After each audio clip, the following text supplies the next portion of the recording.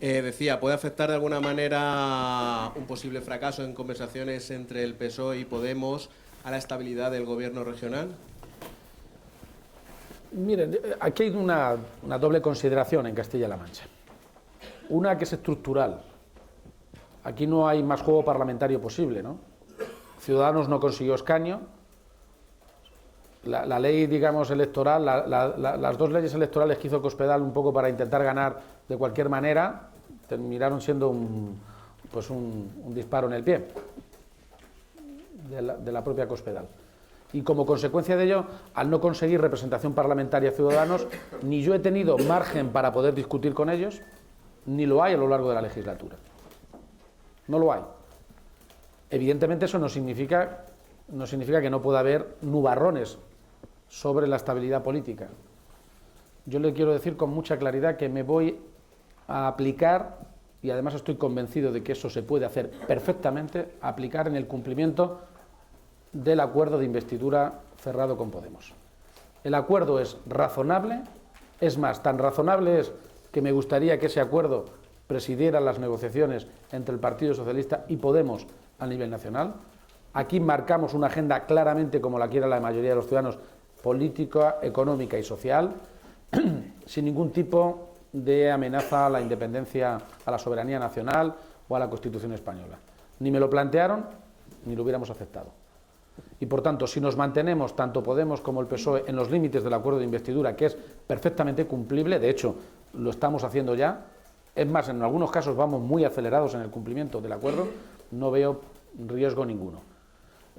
Si evidentemente alguien se aparta de ese planteamiento y no va a ser el gobierno, pues tendríamos que estudiar la situación. Pero no hay alternativa de pacto contrario, porque Podemos no lo veo pactando con el Partido Popular y al Partido Popular no lo veo pactando con Podemos en Castilla-La Mancha para hacer una moción de censura, ¿no? Hablaba de la nueva situación en Cataluña. ¿No cree que puede hacer más difícil al Partido Socialista buscar esa fórmula de gobernabilidad? Y luego, además, no sé si en algún momento Pedro Sánchez se puede ver abocado a apoyar a Mariano Rajoy para mantener ese equilibrio constitucional al que se refería usted. Yo creo que hay independentistas en Cataluña que lo que le gustaría tener es un gobierno en Madrid lo más débil posible y lo más condicionado por ellos mismos. Y si hay una cosa clara es que el gobierno de España que salga de este Parlamento, del que se constituye el día 13, tiene que estar libre de ultimátum y de hipotecas independentistas. Ni por activa ni por pasiva. Es decir, el gobierno de España va a tener que abordar, sin duda ninguna, un debate frente al desafío independentista catalán, de los independentistas catalanes. Y esto hay que hacerlo con las dos manos, con la derecha y con la izquierda. Hay que hacerlo claramente y sin vacilación ninguna y sin ningún tipo de ambigüedad para defender el Estado de Derecho, el cumplimiento de las normas, las sentencias del Tribunal Constitucional. Hay que hacerlo con claridad para defender el marco constitucional que, entre otras cosas, ha dado pie a la formación de un gobierno en Cataluña que ahora pretende romper ese Estado de Derecho. Tengan en cuenta que los independentistas catalanes se han presentado a las elecciones generales, que no deja de ser sino una especie de contradicción, una paradoja curiosa, que quien quiera separarse de un Estado y romperlo, se presenta a las elecciones y se sienten en los mismos escaños colorados que tiene el Parlamento de España, ¿no? Pero tendrá que negociar, tendrá que haber firmeza en la defensa de las reglas de convivencia, pero tendrá que haber también, sin duda ninguna, diálogo político, ¿eh? Diálogo político. El diálogo no es malo nunca, por definición. Y no verán ustedes que aquí defendamos nunca posiciones ultramontanas. Hay que hablar, sí, pero para hablar hay que tener los límites claros. Es más, si no están claros los límites antes de hablar, entonces es altamente peligroso lo que pueda salir de esa conversación. Hay que hablar. Las instituciones democráticas necesitan de diálogo y de conversación. Eso sin duda de ningún tipo. Pero hombre, yo creo que a estas alturas lo que hay que tener muy claro es que si se trata de decidir de España, decidimos todos.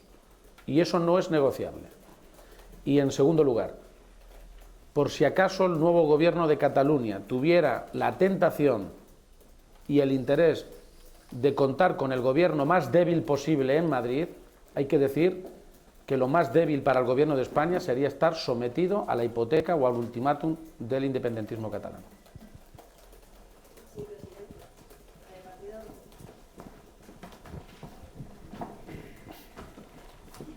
El Partido Popular de la región está pidiendo la dimisión del consejero de Sanidad por la forma en que se ha gestionado el brote de Legionela en Manzanares. ¿Qué opina al respecto? Bueno, yo le pediría al Partido Popular que lo primero que tiene que hacer, si quieren ser serios, es escuchar al consejero.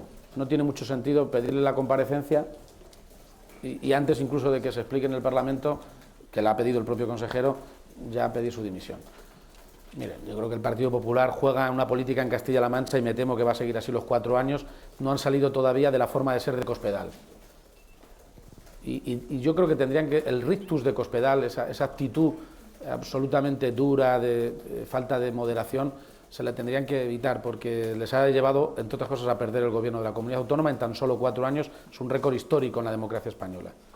El todo vale en política no es. La actitud de algunos dirigentes del Partido Popular ha dañado la imagen de Manzanares.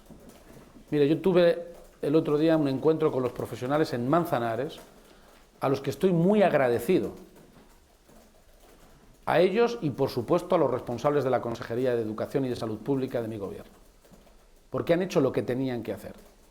Y hay otros que se han dedicado simplemente a sacar los pies del tiesto, a no esperar las informaciones, a no confiar para nada en los técnicos, al todo vale en política, aunque eso suponga el deterioro de la imagen pública de la localidad de Manzanares. Yo estuve el otro día reuniéndome con los técnicos, creo que es lo que tenía que hacer, no solo dándoles apoyo y moral, sino también informándome con detalle, pero lo quise hacer sin dramatizar la situación, porque tengo claro que además de la información que solo puede ser la oficial y la que dan los técnicos, la información en materia de salud pública es la que dan los técnicos, no es política, es información técnica, a expensas de estudios científicos.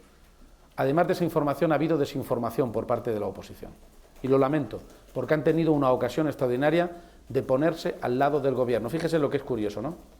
En un momento de problema de salud pública, en un momento difícil, no han perdido ni un minuto de tiempo en utilizarlo y en aprovecharse para hacer daño político, cuando realmente lo que tenían que haber puestos al lado de los funcionarios, de los técnicos y evidentemente del gobierno que combate ese problema de salud pública. Pero bueno, estamos curados de espanto con el Partido Popular en esta región, me da la impresión. Presidente, estoy aquí en la mesa. Una de las cuestiones, bajo mi punto de vista, gracias, que ha comentado usted al principio es el tema de la recuperación económica. Recuperación económica que evidentemente ustedes la basan, sobre todo en el Plan Extraordinario de Empleo, recientemente presentado, y ahora acaba de decir usted que tiene 19 presentará el programa Adelanta. Por un lado, me gustaría que matizara qué características va a tener este programa Adelanta, hacia quién va dirigido, qué premisas tiene que tener aquel empresario, aquellos autónomos, aquellas pymes que se acojan a él, por un lado.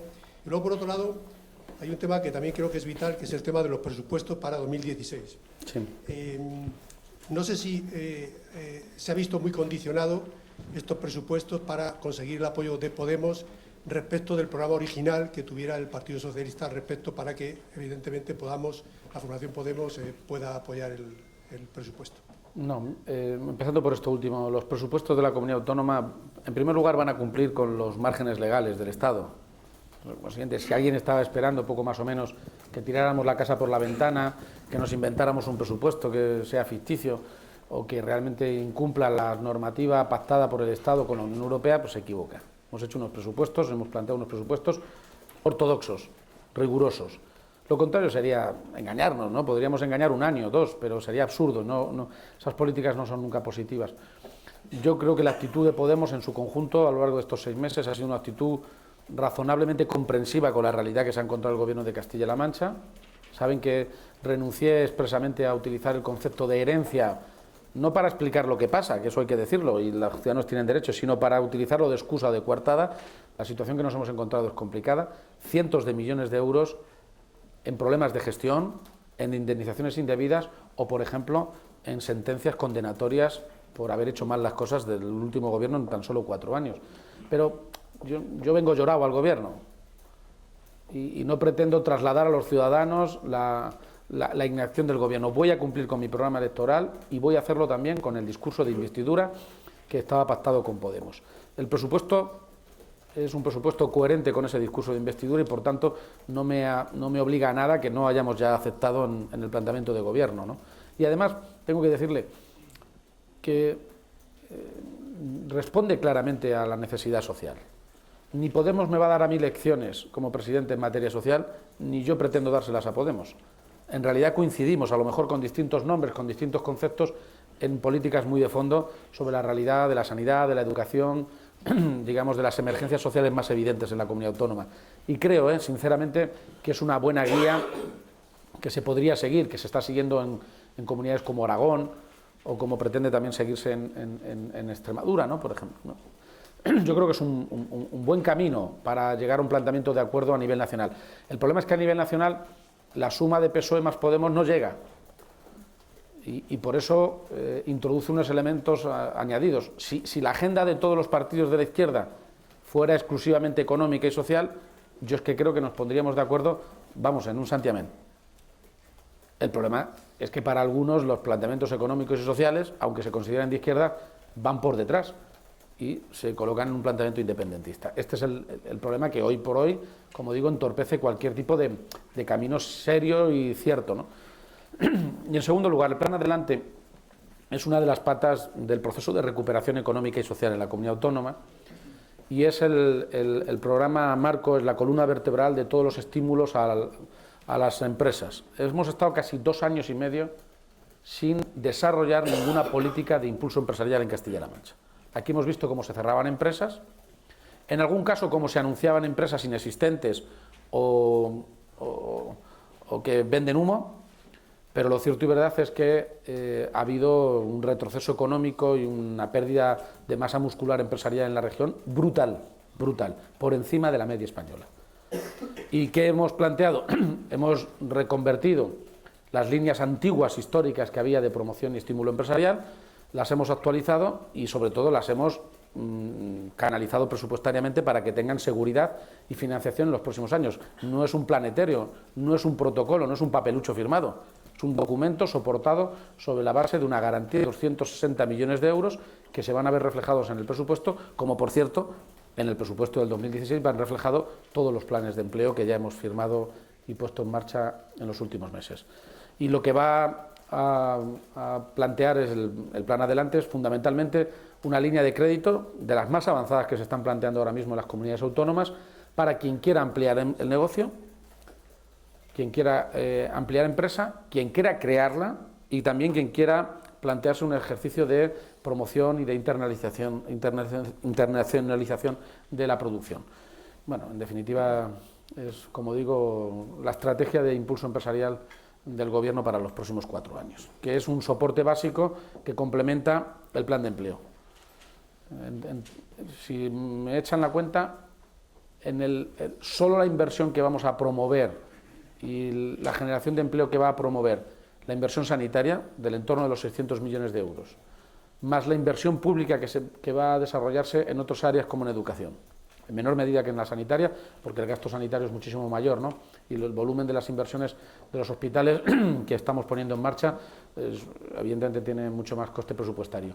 Pero además del aldabonazo económico que va a suponer el impulso inversor en sanidad sobre todo, le sumamos el plan de empleo 60.000, más los 260 millones de euros del Plan Adelante, estamos ante un elemento de promoción económica, de impulso de inyección económica sin igual. No ha habido nunca un momento en la comunidad autónoma, ni siquiera en los mejores momentos de vacas gordas, donde hayamos metido en la iniciativa privada tanto volumen de dinero público y, por cierto, sin saltarnos ninguna costura ni legal ni presupuestaria marcada por el Gobierno de España, ¿no?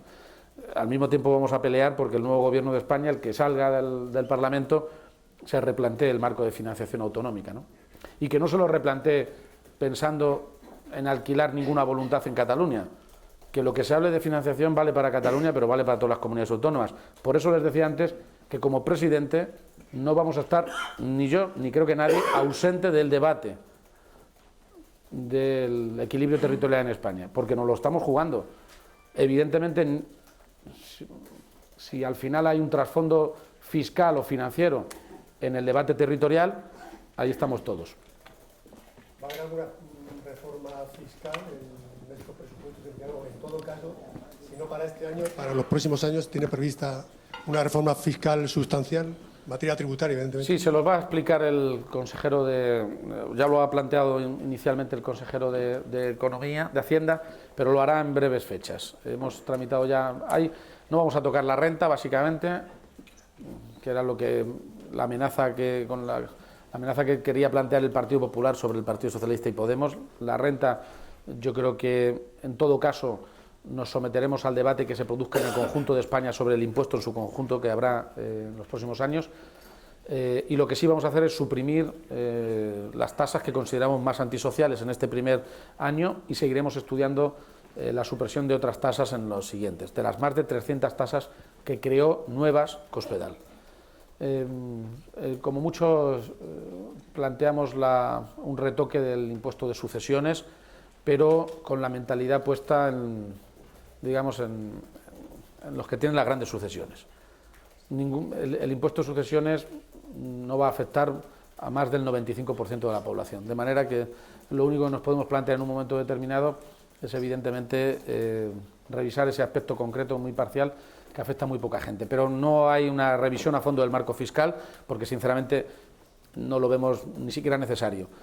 Nosotros, ¿cómo queremos financiar el conjunto del gasto público? Con una recuperación económica. Esto no se trata de que se rasque la gente más el bolsillo, se trata de que la actividad económica crezca, que haya más empleo y que a su vez eso genere mayores ingresos también para la Administración. Lo contrario, insisto, es engañarse. No puede ser.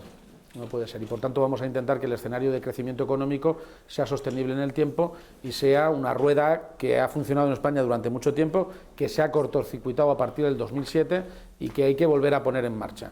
Y en esa rueda intervienen muchos palos, intervienen muchos radios, ¿no? Y uno es el impulso público, otro es el estímulo a la iniciativa privada, y en otros evidentemente son factores que no dependen del Gobierno de Castilla-La Mancha, dependen del Gobierno de España o, si me apura, de la política del Banco Europeo, ¿no? Tenga en cuenta que la simple alteración, por ejemplo, de los niveles de deuda o del tipo de interés que marque el Banco Europeo afecta más a Castilla-La Mancha que todo lo que estamos hablando.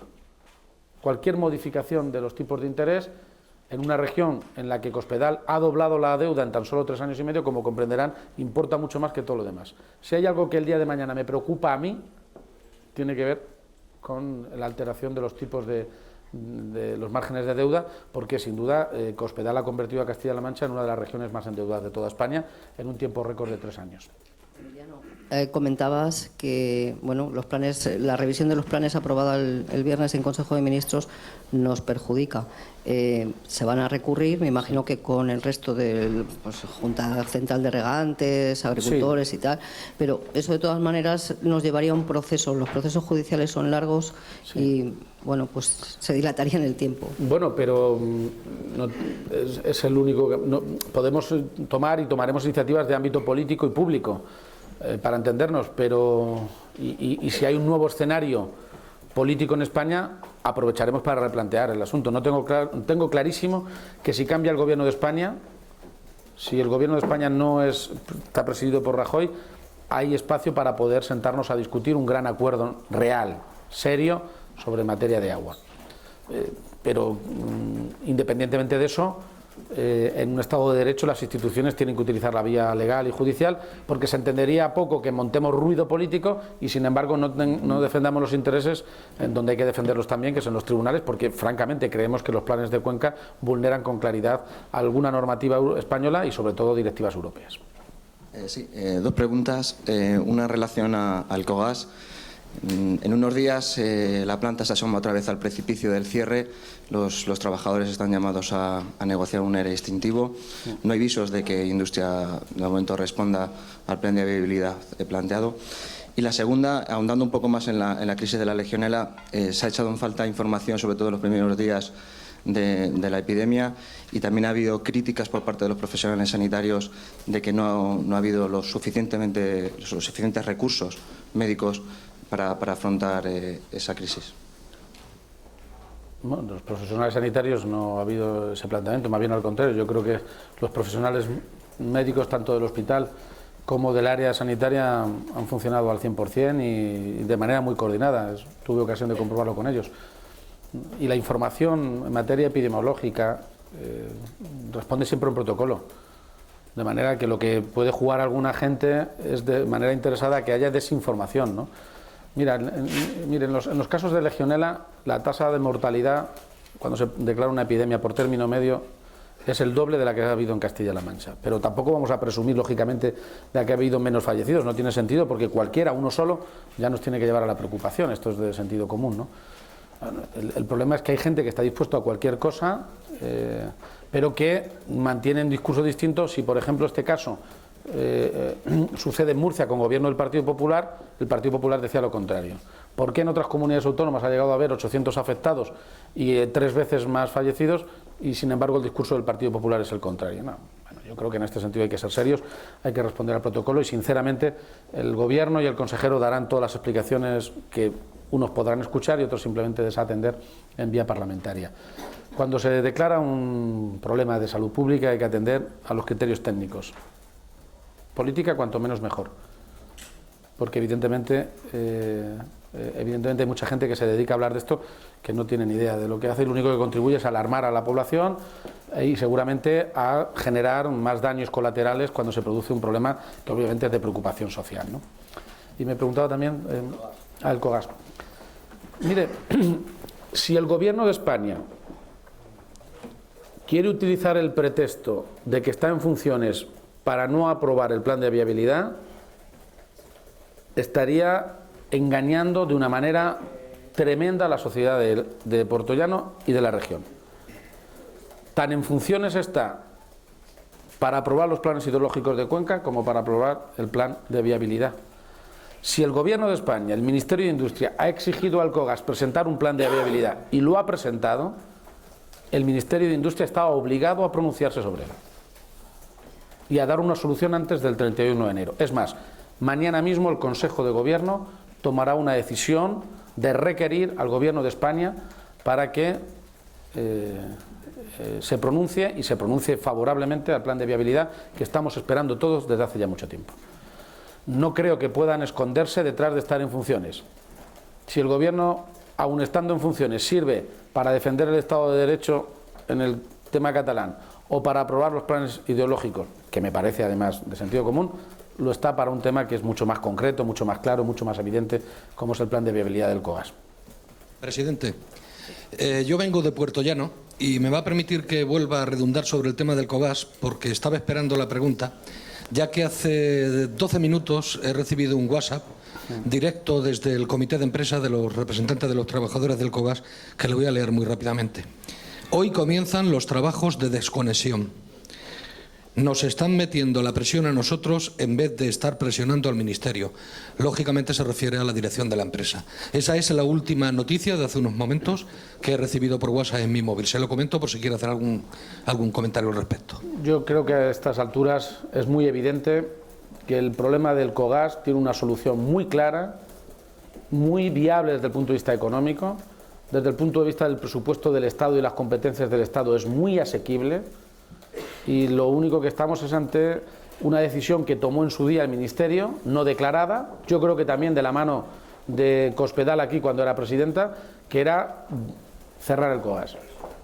Lo único que se ha interferido en esa estrategia es que cambió el Gobierno de Castilla-La Mancha y de común acuerdo con todos los agentes sociales y en parte también con las estrategias de la empresa hemos combatido esa decisión inicial de cerrar, ¿no? Hemos llegado a un punto muy evidente en el que el Gobierno le ha dicho si queréis seguir adelante tenéis que presentar un plan de viabilidad. Están perdiendo el tiempo. Mañana, mejor que pasado, tiene el Ministerio de Industria para aprobar el plan de viabilidad o para introducir mejoras, pero en todo caso lo que no puede hacer es mirar para otro lado. Sería un auténtico fraude tanto a las instituciones como a la representación sindical y entiendo que incluso a la propia empresa, ¿no? Es evidente que la decisión ahora mismo está en manos del Gobierno de España, del Ministerio de Industria, ¿no? Y le insisto, no pueden tener ahora la coartada de estar en funciones porque a ver si resulta que eso no les impide tomar todas las demás decisiones, pero sí la del COGAS. No tiene sentido. Buenos días, presidente. Buenos días. Volviendo a los presupuestos, yo le pregunto si está reflejado una cuantía económica para los presupuestos de 2016 en la provincia de Albacete en relación al plan director del Hospital de Albacete, el Museo de Arte Realista de aquí de Albacete e incluso la autovía Albacete-Cuenca. Del Museo de Arte Realista lo único que conocemos es un papel, me parece que de un folio firmado. Y por tanto lo primero que habrá que hacer es saber exactamente cuál es el fondo que hay detrás de ese planteamiento, porque como digo, yo no me he encontrado ni un euro señalado en el presupuesto del gobierno de Cospedal. Sé que se firmó antes de las elecciones un documento que no tenía presupuesto, eso es lo que sabemos, y que no tenía más que un documento de intenciones. Hay una declaración de intenciones, no hay un convenio que establezca ningún otro tipo de parámetro y mucho menos financiación. Eso es lo que nos hemos encontrado. De manera que, bueno, vamos a intentar que algunos de los firmantes anteriores nos expliquen exactamente el estado de las negociaciones sobre lo que firmaron, porque es un simple papel de declaración de intenciones. Tomaremos contacto la Consejería de Educación y de Cultura con la realidad y, en todo caso, con Antonio López, que en definitiva era con quien se planteaba, para poder exactamente ver el fondo del planteamiento, porque lo único que hay es un documento de intenciones hecho con oportunismo electoral. Esta es la realidad, sin un euro. Por tanto, ya le puedo decir que no voy a quitar ni un solo euro del proyecto planteado por Cospedal y anunciado a bombo y platillo, no lo vamos a quitar. En segundo lugar, sobre el hospital, sobre el que sí quitó y paralizó el plan director Cospedal, va a ser una realidad a lo largo de este año y por tanto irá lógicamente enfocado dentro del presupuesto del SESCAN. El presupuesto no solo de la comunidad autónoma, sino de todos los entes dependientes de la comunidad autónoma, que es el SESCAN. Me llama la atención ver cómo el Partido Popular denuncia que faltan partidas en el presupuesto de un presupuesto que no tienen, lo cual no deja de ser bastante llamativo, ¿no? Yo creo que hay algunos que les va a sentar muy mal que hagamos todo lo que ellos paralizaron, ¿no? Y me hablaba también de otra cosa, de la autovía. Bueno, sobre la autovía tendremos que hacer un planteamiento sobre el tercer plan de carreteras para poder enfocar un modelo de financiación a medio y largo plazo. Sobre la autovía, desde luego, mantenemos el compromiso de plantearla en el medio plazo, pero no puede realizarse con inmediatez. La pararon también estos últimos 4 años y, como comprenderá, yo no tengo la varita mágica para que todo el 30% de presupuesto que se ha cargado Cospedal en los últimos 4 años aparezca de la noche a la mañana, ¿no?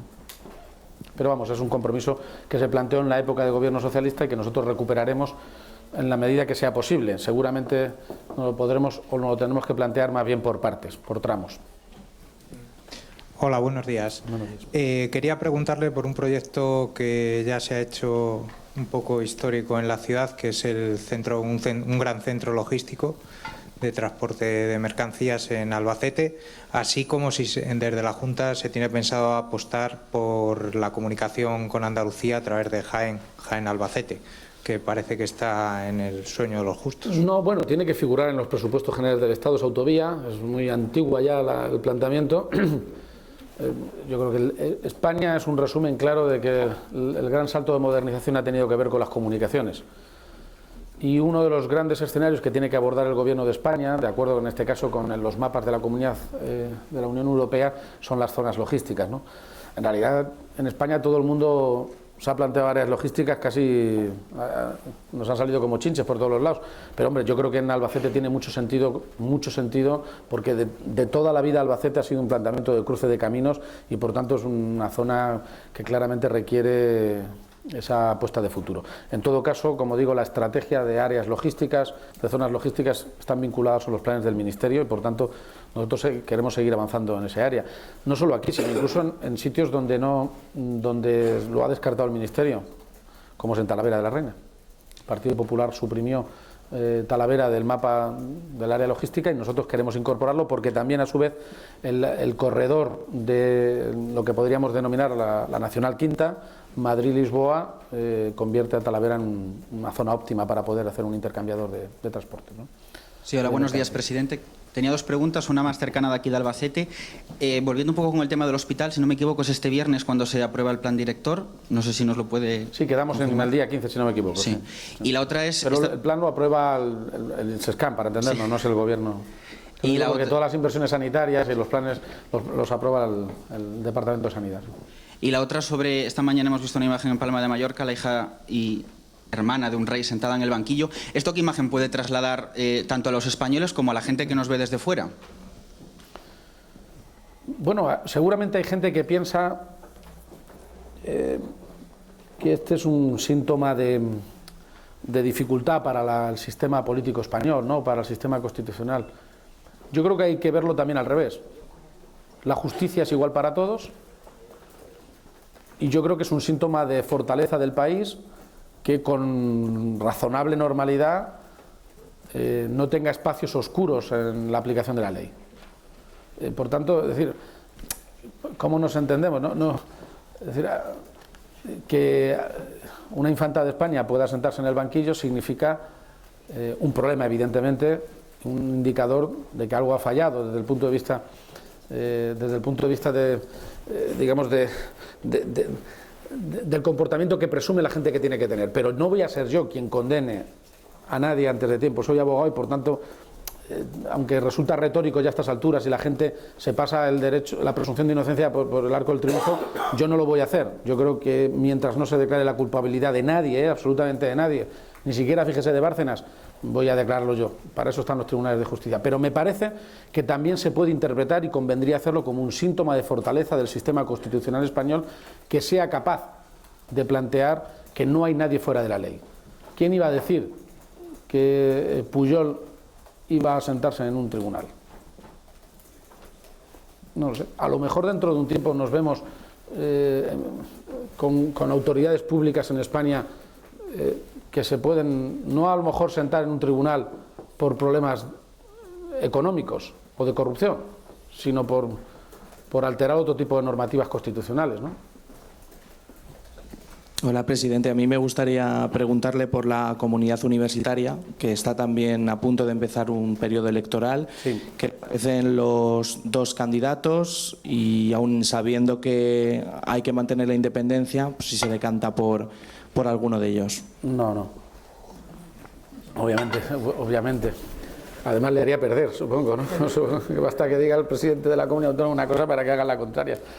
Mire, yo creo que es saludable que haya una universidad que sin ningún tipo de trauma pueda plantear un debate electoral y por tanto lo que deseo es que la campaña que planteen sea una campaña constructiva porque salga lo que salga de esa votación se va a encontrar con un gobierno autonómico bien dispuesto con la universidad. Esto es una cosa que quiero dejar clara. Para nosotros la universidad ha sido siempre un acelerador de la comunidad autónoma. No me quiero ni imaginar en qué nivel estaría la región si los miles y miles de chavales, de chicos y chicas que se han formado aquí y que al formarse aquí han tenido ocasión de echar raíz aquí, hubieran tenido que irse a formar fuera. Hoy se ve con la perspectiva de lo que está pasando en España, de miles y miles de jóvenes buscándose la vida fuera de España, en Europa, que evidentemente cuando te la buscas te la puedes buscar no la vida, sino para toda la vida.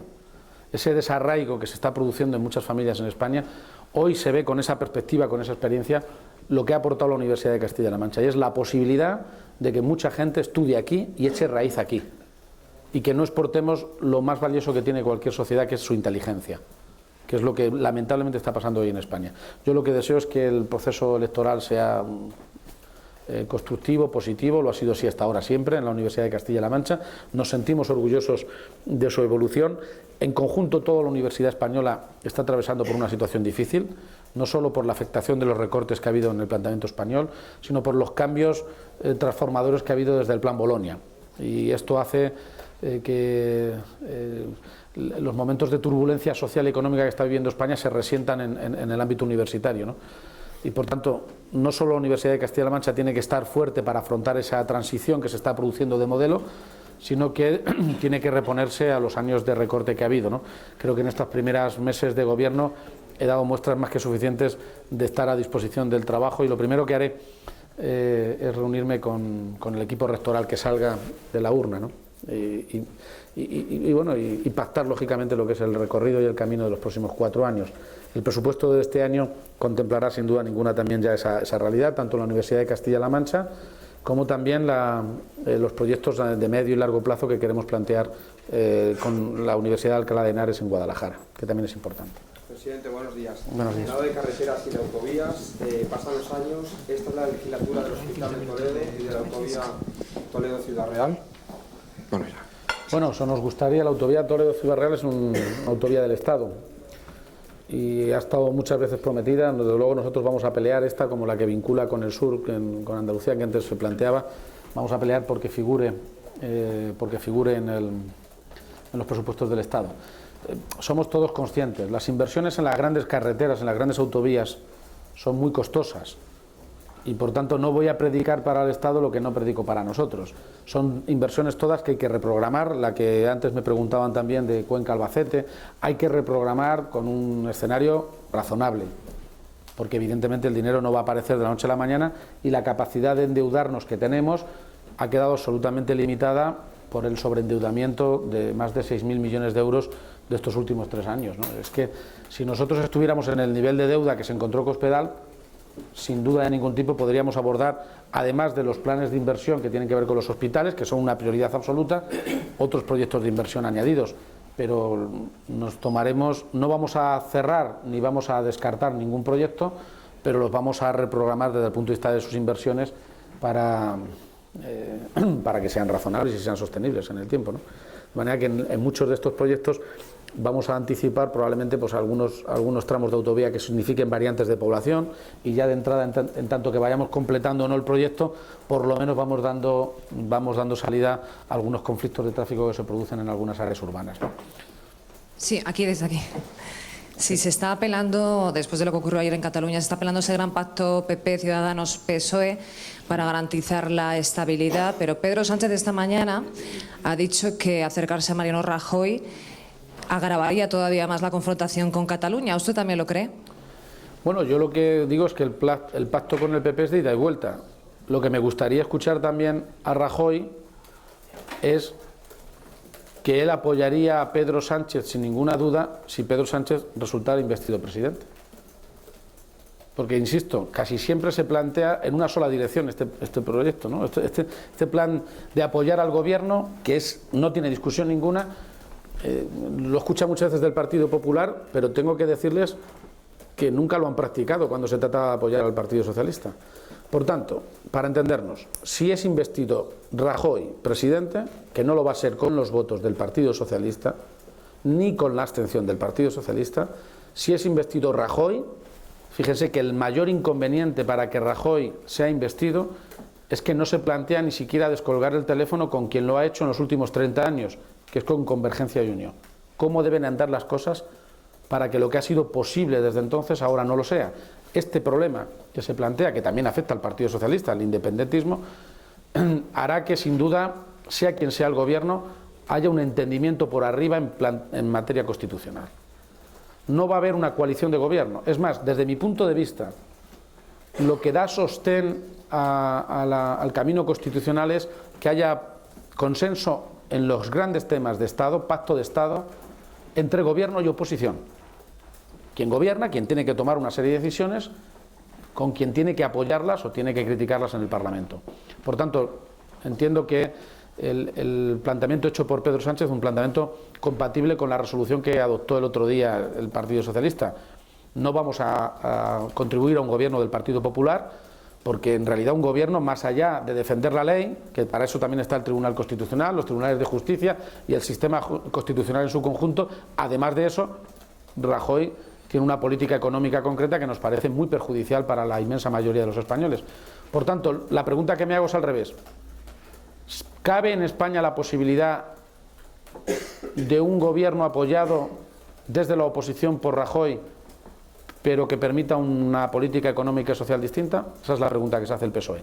Y sí, estamos dispuestos a apoyar al Partido Popular desde el punto de vista constitucional y reclamamos del Partido Popular que si sale investido Pedro Sánchez, presidente del Gobierno, también manifieste el mismo apoyo a la hora de defender el Estado de Derecho y seguramente a la hora de explorar un camino de reforma constitucional. A mí me parecería bien, por ejemplo, que PP y PSOE dialogaran, seguramente con discreción para no generar malentendidos, dialogaran sobre lo que pudiera ser en el medio plazo un planteamiento de modificación constitucional. Creo que a estas alturas a nadie le cabe duda de que hay que abordar un proceso de evolución, de mejora constitucional, pero hay que hacerlo sin sentirse ni maniatado, ni tampoco con ultimátum de nadie. Por tanto, lo primero que hay que hacer es dejar muy claro que no se acepta ningún tipo de ultimátum, venga de quien venga. Pero eso no niega que con tiempo, con tranquilidad, buscando consensos, se puedan ir fraguando espacios comunes a la hora de abordar una mejora constitucional. Y esto significa que la Constitución española puede ser mejorada, pero no revisada. Es decir, los elementos cardinales, los elementos estructurales, la columna vertebral de la Constitución no puede ser modificada porque es realmente el elemento de unión de este país desde hace ya muchísimo tiempo, ¿no? Es decir, no hay ruptura a la soberanía constitucional, la soberanía reside en el pueblo español y por tanto se puede plantear el día de mañana que haya partidos que defiendan la independencia de una parte de España. Pero como comprenderá, eso es como si mañana alguien, pues si alguien me quiere cortar mi brazo, pues tendrá que contar conmigo, porque es mi brazo también. ¿Sería el PSOE capaz de gobernar buscando el apoyo precisamente de esos partidos independentistas en el Parlamento? Con el apoyo o la abstención, pero bueno, tendría que sentarse con ellos. Hay una condición que no es condición, es una cosa muy elemental. Es que nosotros no vamos a aceptar en ningún caso el planteamiento independentista ni la hoja de ruta independentista. Si viene de Podemos, tampoco. Por tanto, con Podemos hay muchas posibilidades. Es más, yo creo que hay bastante espacio para llegar a un acuerdo con Podemos. Incluso, si me lo permiten, soy optimista en la posibilidad de llegar a un acuerdo con Podemos. Ahora, sobre el planteamiento de una agenda independentista, de ninguna manera. Por tanto, no, a partir de ahí, como comprenderán, eso no va a estar en el programa de gobierno del Partido Socialista. Entonces, ¿en qué Podemos renuncie al referéndum en Cataluña? ¿Confían en que al final se bajen del burro y digan que no? Bueno, ¿O confían en que lo amplíen al resto de España? A mí me da igual si Podemos sigue creyendo en el referéndum. Lo que digo es que de donde se tienen que apear es de que esa sea una línea roja para el Partido Socialista. Aquí cada uno puede creer en lo que quiera y puede defender legítimamente lo que quiera. Lo que no va a ser es elemento de negociación. Por tanto, el PSOE y el PP se han entendido con el Partido Nacionalista Vasco durante toda la etapa democrática, y el Partido Nacionalista Vasco, no tendrán ustedes duda de que lleva en sus estatutos y en su ideario político la independencia del País Vasco. Por consiguiente, no es un problema de entenderse con quien crea en algo, sino de que esa creencia se imponga desde la minoría a la gran mayoría de este país, y eso no es aceptable, no lo es, ¿no? Yo he tenido ocasión de discutir con mucha gente sobre lo que llaman, yo creo que es una trampa terminológica, el derecho a decidir. Oiga, que el problema no está en lo que se decida, sino en quién lo decide. Si una parte de España, estamos hablando de Cataluña, pero ponga que este planteamiento lo hiciera Castilla-La Mancha, muchos se reirían, claro, si sale Castilla-La Mancha diciendo que quiere la independencia, dirían, no, eso es una cosa que depende de todos los españoles. Por eso hablamos, de eso hablamos. Es decir, si una parte de España se arroga, se autoproclama con el derecho a decidir por su cuenta, si lo piensan conmigo, eso es en sí mismo el ejercicio de la soberanía y de la independencia, aunque la ejerzan para quedarse dentro de España. El problema no es lo que se decida, sino quién decide. Y esto es una cosa elemental, que además es evidente así en el mundo entero.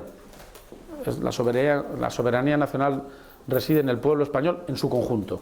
Y como comprenderán, para que se pueda además desarrollar cualquier proceso de referéndum como el que se plantea en Cataluña, es necesario una revisión constitucional. Es decir, ese referéndum es inconstitucional incluso aunque lo pudiera pactar el Gobierno de España con la Generalitat, porque significa en sí mismo esa decisión un cambio constitucional que tienen que decidir todos los españoles. Es decir, no le den vueltas, cuanto más vueltas le den, más entrampados van a estar. Las cosas son como son, muy claras y muy evidentes. Nadie niega el derecho que tiene cualquiera a plantear la independencia. Nadie niega, desde luego nosotros no, que es bueno hablar, aunque sea para no llegar a ningún acuerdo. Ahora, dicho esto, para hablar, para dialogar y ya no digamos para negociar, hay que tener muy claras las cunetas, porque el PSOE no está tampoco dispuesto a meterse en un túnel por coger el gobierno a cualquier precio. Yo, desde luego, eso no lo vería positivo. No se trata de salir elegido presidente y luego ya veremos. Yo creo que eso no se lo merece el país. Presidenta, que es a su izquierda. Buenos días. Muy buenos días. Y feliz año. Ha comenzado diciendo hace ya un rato que no necesariamente unas nuevas elecciones podrían cambiar mucho el paisaje en clave nacional. Yo le pregunto por qué hace esta afirmación, porque estaríamos hablando entonces de una lista más votada, en este caso el Partido Popular, que habría sido incapaz de formar un gobierno en nuestro país, y de una fuerza política también socialmente muy respaldada como Podemos, que habría impedido la formación de un gobierno alternativo al anteponer el independentismo a un rescate ciudadano que de otro modo sí habría sido posible. ¿Por qué entonces no cree que unas segundas elecciones pueden cambiar mucho el paisaje? No digo que unas segundas elecciones no cambiaran por completo el paisaje, puede pasar, pero digo que no tiene por qué. O sea, no necesariamente. El caso de Cataluña es claro. 5 elecciones seguidas, o 4 elecciones en 5 años. Cada vez que ha habido elecciones en Cataluña se ha complicado más el panorama. Lejos de aclararlo, ha llevado a esperpentos institucionales como los que estamos viviendo en este momento. Yo no voy a discutir la legitimidad ni del nuevo Parlamento catalán ni del presidente que ha salido investido, Por consiguiente, tiene la legitimidad que, por cierto, se basa en la Constitución española. Y, por tanto, la misma legitimidad que tienen las instituciones españolas y constitucionales para defender una posición de soberanía nacional. Por tanto, no digo que no unas segundas elecciones tienen que ser, digamos, el último recurso a plantear, más que nada porque realmente siempre que hay elecciones los ciudadanos hacen un mandato. Es verdad que el mandato que han hecho en muchos aspectos es ininteligible. Esto es un sudoku muy difícil de arreglar, porque realmente casi no sale ninguna cuenta, ¿no? Hubiera sido casi más deseable que salieran las cuentas en un lado o en otro, pero que salieran, ¿no? Y desde una perspectiva más homogénea. Por eso digo que son complicadas. Ahora, podríamos ir a unas segundas elecciones y que no quedará del todo claro tampoco, ¿no? Y en ese caso, lo que quiero decir es que el planteamiento, eso obliga, el que no sea matemáticamente necesario que unas segundas elecciones lo arreglen todo, nos obliga a explorar todas las opciones antes de ello, ¿no? Pero le digo siempre con mucha prudencia, porque en realidad, fíjense, no nos estamos jugando solo el gobierno. Nos estamos jugando, yo creo que muchísimo más como país. Mucho. Y algunos partidos incluso nos estamos jugando mucho como partido. Es la primera vez probablemente en democracia en la que coger el gobierno no sea necesariamente señal de éxito.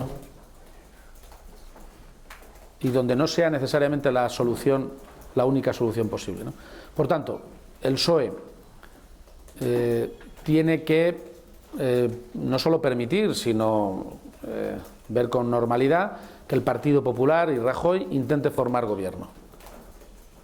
Y si no lo consigue, bueno, habrá que estar lógicamente a las conversaciones y al encargo que pueda hacer el jefe del Estado.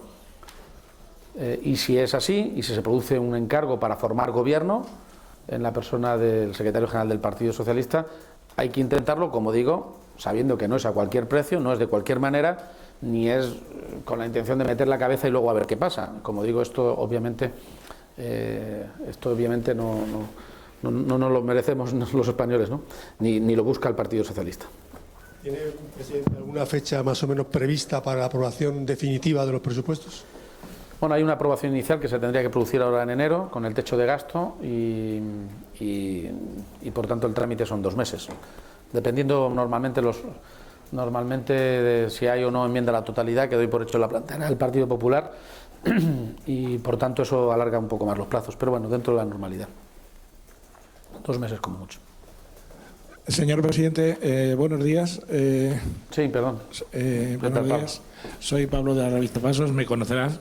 Sí, mucho tiempo, perfecto. históricamente, desde cuando eras consejero de Educación y demás. Sí. Bueno, una pregunta breve y concreta. ¿Sabes que en la comarca de Tomelloso hay una reivindicación histórica que es el tema ferroviario, ¿no? Y ahora se ha hecho un nuevo proyecto que se ha enviado a Fomento y mi pregunta es ¿qué sabe al respecto? ¿Qué postura va a tomar el Gobierno regional o si lo ha tomado? ¿Y cómo ve la situación? Si realmente es una demanda justa, injusta, y ¿qué le ha dicho a la alcaldesa? Tanto a la alcaldesa de Tomelloso como al alcalde de Argamasilla, de Alba, tuve ocasión de mandarles un escrito de compromiso con el planteamiento que ellos trasladaban al Ministerio de Fomento. Y por tanto estamos a la espera de cuál puede ser la decisión del Ministerio de Fomento. Han sido muchos las idas y vueltas con el planteamiento de comunicación ferroviaria en el entorno de Tomelloso. Nosotros, desde luego, y yo como presidente apoyaré el planteamiento que están ahora mismo haciendo tanto la alcaldesa de Tomelloso como el alcalde de Argamasilla de Alba, que es quien me lo ha trasladado y con quien he tenido ocasión de discutirlo, ¿no? Vamos a intentar hacer el planteamiento de la manera más institucional y respetuosa posible con el Ministerio de Fomento, sabiendo que estamos como estamos. Digamos, aquí sí que es complicado probablemente tomar una decisión en un gobierno en funciones, porque se trata de un compromiso que vincula planteamientos de inversión a muy largo plazo, ¿no? Pero entiendo que en todo caso es legítimo que los ayuntamientos reivindiquen esa demanda y el Gobierno de Castilla-La Mancha estará a su lado, ¿no? Sin ninguna duda. Presidente, hola, buenas tardes. Buenas. Abundando con Tomelloso, le quería preguntar por algo que seguramente es más factible que lo del tren, que si el hospital va a remontar por fin el vuelo ya a partir de que se aprueben los presupuestos. Sí, bueno, como saben, yo tengo se lo he comentado a la comunidad sanitaria antes de ser presidente, yo tengo la idea de que en los planes que tenía Cospedal había una primera intención que era empaquetar estos hospitales, para entendernos, medianos, y hacer un lote y venderlos. Y en la medida en que no le salieron las cuentas, casi un poco como el Parlamento español, que hablando de cuentas va a ser llamativo que el gobierno catalán se ha constituido con la solidez de una mayoría absoluta, y seguramente, como antes decía, se va a encontrar con un escenario mucho más complejo en el ámbito nacional. Esto no se tiene que traducir en debilidad, como decía.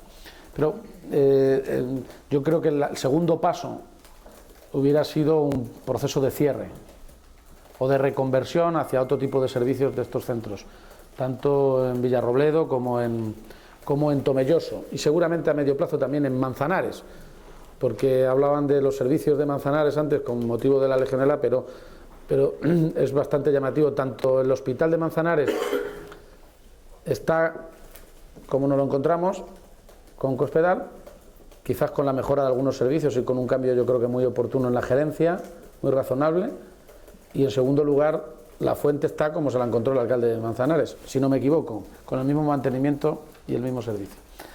Y decía que yo creo que el plan encubierto de Cospedal hubiera sido darle una solución definitiva. Nosotros, por supuesto, al contrario, vamos a reforzar los servicios de Tomelloso hasta el punto de que el consejero de Sanidad ya tomó una decisión, creo que muy bien valorada en Tomelloso, como es plantear la centralidad, así entre comillas, la capitalidad de las emergencias, de las urgencias allí, y está dando buena prestación.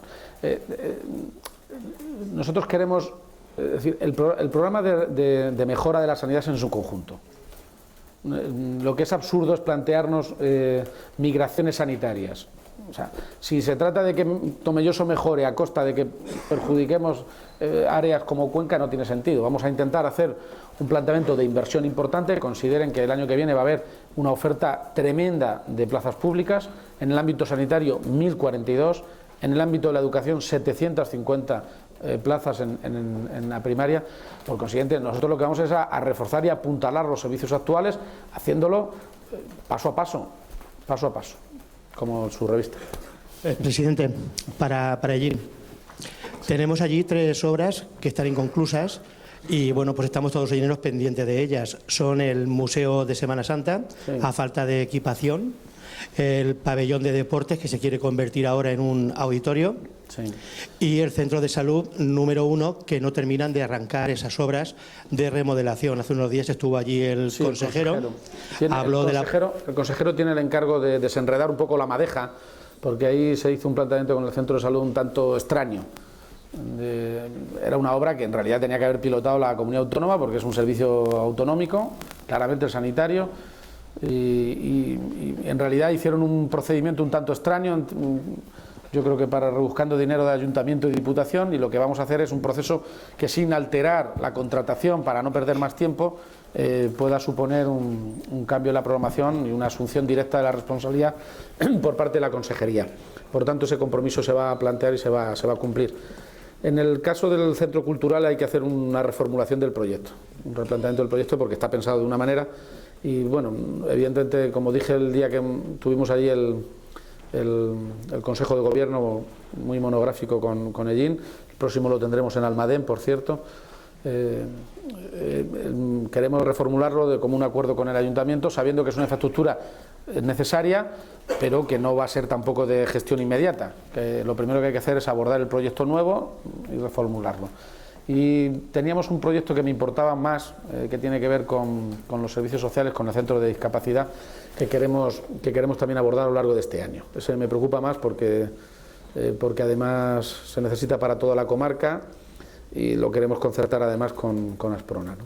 Y luego me planteaba, además... La implicación del Museo de Semana Santa. Sí, el Museo de Semana Santa yo creo que es un planteamiento de legislatura.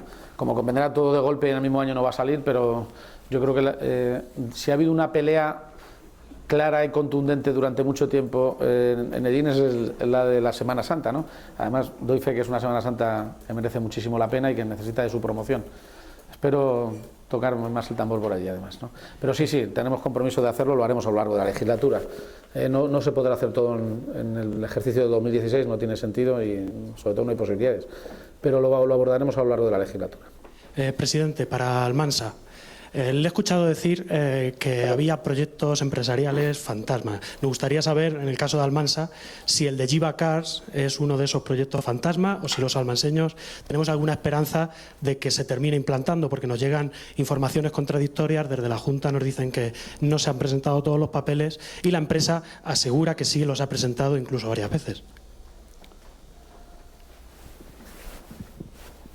Bueno, no sé, yo cuando tomé posesión como presidente no existía ningún tipo de proyecto planteado y ha habido un reconocimiento explícito de la empresa de que faltaban papeles. Es más, hay un compromiso y un plazo dado para finales de enero para que lo puedan presentar y la empresa ha reconocido que le faltaba documentación.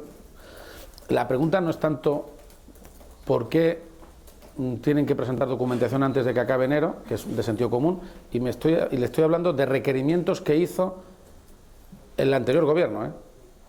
Quien le ha requerido a Giva Cars ampliación de documentación antes que Paje ha sido Cospedal.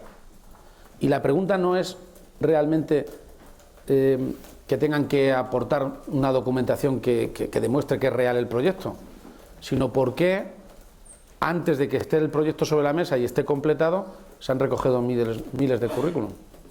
Es un problema distinto. O sea, son problemas diferentes. Proyectos de empresas que quieren desarrollarse y que luego se truncan por lo que sea, por falta de financiación o porque realmente tienen los pies de barro, puede haber muchas en España. Por tanto, yo no voy a juzgarla ni a catalogarla.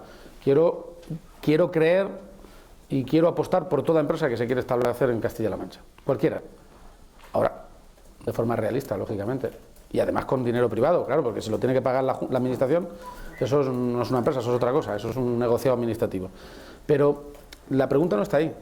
La pregunta es cómo han pasado 6 meses desde las elecciones, todavía falta documentación en la administración para demostrar que eso es un proyecto concreto, viable. Yo no me atrevo a decir si lo es o no. Lo que digo es que falta documentación y la empresa lo reconoce que tiene que aportarla antes de enero y sin embargo hace 7, 8 o 10 meses se recogieron miles de currículum. Esa es una pregunta distinta. Pero eso no voy a ser yo quien se la responda. Si no os importa, las 2 últimas preguntas, que llevamos ya casi 2 horas. ¿Vale?